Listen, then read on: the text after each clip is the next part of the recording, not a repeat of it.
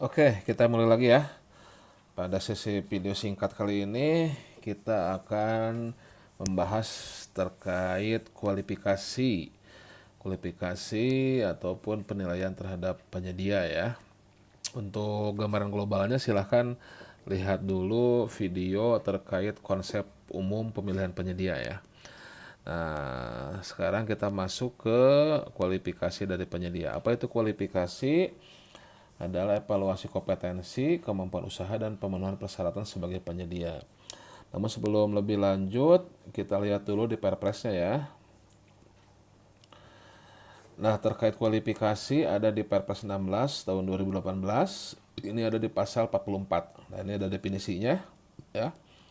Merupakan evaluasi kompetensi, kemampuan usaha, dan pemenuhan persyaratan sebagai penyedia. Dilakukan dengan pasca atau pra kualifikasi.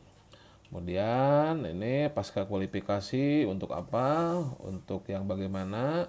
Untuk tender BPKJL yang tidak kompleks atau sederhana. Kalau untuk konsultan, ini untuk konsultan seleksi jasa konsultan perorangan. Oke. Kemudian kalau pasca kualifikasi juga ini adalah dilakukan bersamaan dengan pelaksanaan evaluasi penawaran dengan menggunakan sistem gugur. Nah, kemudian kalau prakualifikasi untuk tender BPKJL yang kompleks, untuk konsultan badan usaha atau penunjukan langsung BPKJL, JK juga ya, semuanya ini ya. Kemudian evaluasinya sistem gugur ya, untuk prakualifikasi ini ya, sistem gugur untuk BPKJL. Sedangkan sistem pembuatan dengan ambang batas untuk jasa konsultan. Hasilnya daftar peserta tender untuk BPKJL, daftar pendek peserta seleksi jasa konsultan ya. Kalau daftar peserta tender itu minimal 3, daftar pendek peserta seleksi jasa konsultan itu 3 sampai 7 ya. Kemudian ada ketentuan tambahan, pelaku usaha yang sudah terkualifikasi dalam sikap tidak perlu pembuktian kualifikasi lagi. Kemudian Pokja dilarang menambah persyaratan kualifikasi yang diskriminatif, tidak objektif, misalkan penyedia yang boleh mendaftar hanya penyedia yang dari daerah tertentu ya, dengan mempersyaratkan keanggotaan suatu organisasi di daerah tersebut. Nah, kemudian ada definisi kompleks ya, risiko tinggi, teknologi tinggi, ya, desain khusus, peralatannya, dan sulit mendefinisikan secara teknis bagaimana cara memenuhi kebutuhan dan tujuan pengadaan barang jasa. Nah, ini dalam Perpres ya. Nah, coba cerita dari Perpres ini kita petakan dalam mind map ya. Nah, ini. Oke, jadi kualifikasi caranya ada dua ya, bisa pasca, bisa pra kualifikasi. Kalau pasca kualifikasi berarti satu sesi pemilihan penyedia itu kualifikasinya disatukan dengan dokumen penawaran ya. Jadi bersamaan dengan pelaksanaan evaluasi penawaran dan itu dilakukan dengan sistem gugur ya. Kemudian kapan pasca kualifikasi untuk tender barang konstruksi jasa lainnya yang bersifat tidak kompleks atau sederhana pasca kualifikasi. Kalau untuk konsultan ya seleksi ini untuk konsultan perorangan. Oke. Kemudian kalau prakualifikasi bagaimana? Kalau prakualifikasi ini jadi sebelum pemasukan penawaran ya, sebelum pemasukan administrasi teknis harga, nah ini dilakukan dulu penilaian kualifikasi penyedianya. Jadi hanya yang lulus kualifikasi saja yang boleh memasukkan penawaran. Kapan kita bisa melakukan prakualifikasi? Untuk tender barang konstruksi jasa lainnya yang kompleks. Kalau tadi kan pasca kualifikasi yang tidak kompleks. Nah, kalau untuk prakualifikasi untuk pekerjaan kompleks. Apa itu pekerjaan kompleks? Nanti di bawah ada.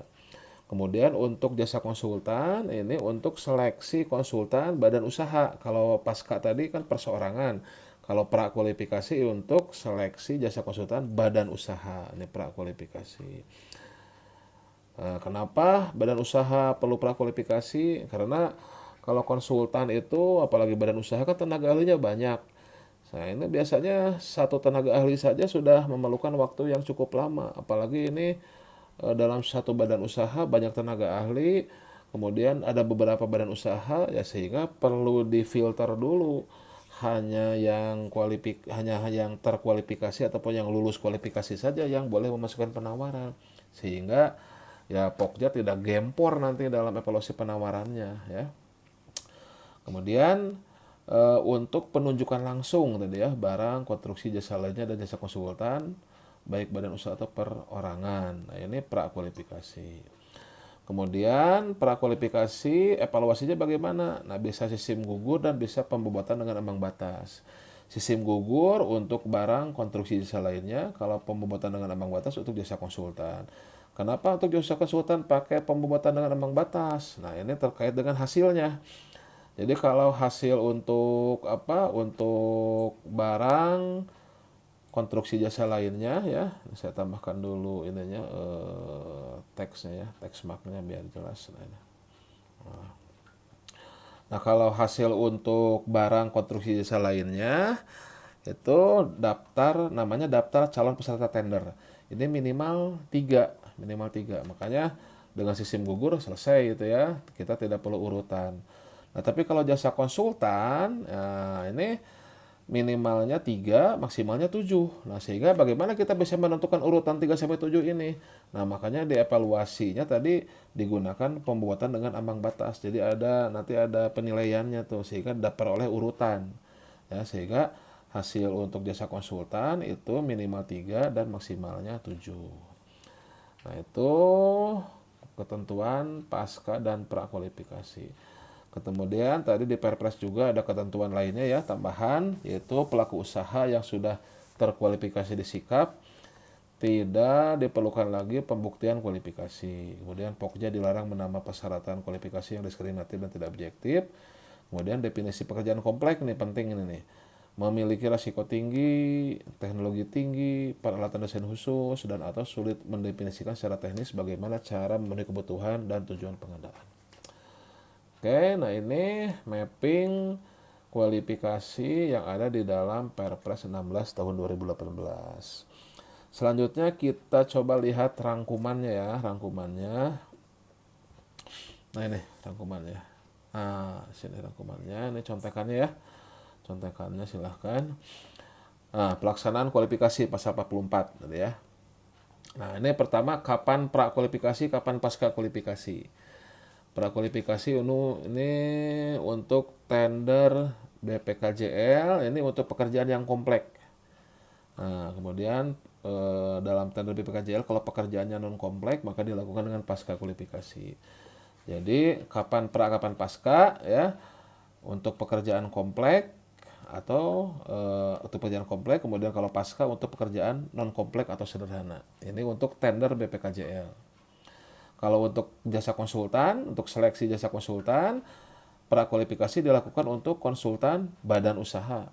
Sedangkan pasca kualifikasi dilakukan untuk konsultan perseorangan. Ya, sudah ada ya, tabelnya udah jelas ya.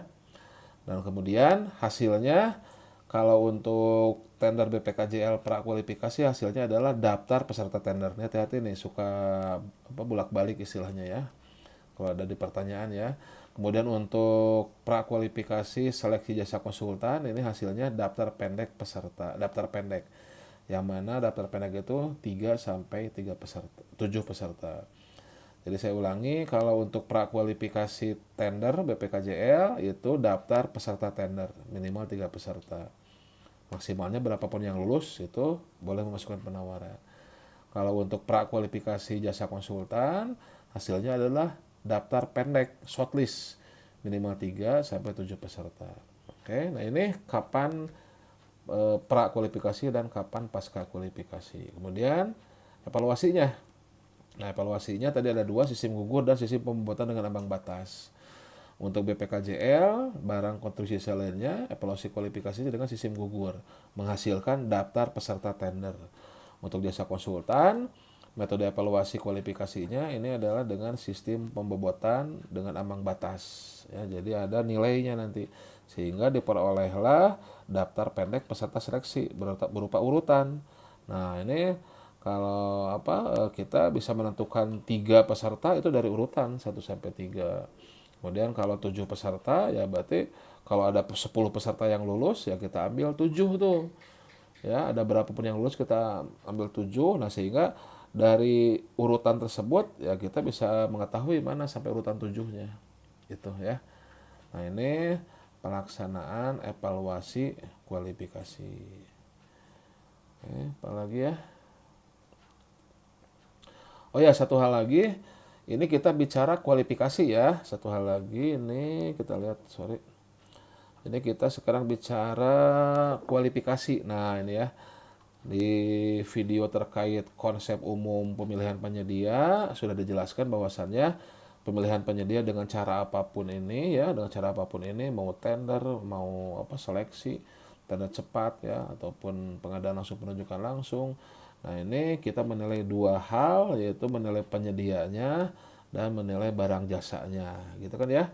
Nah, untuk menilai penyedia ini namanya penilaian kualifikasi ini.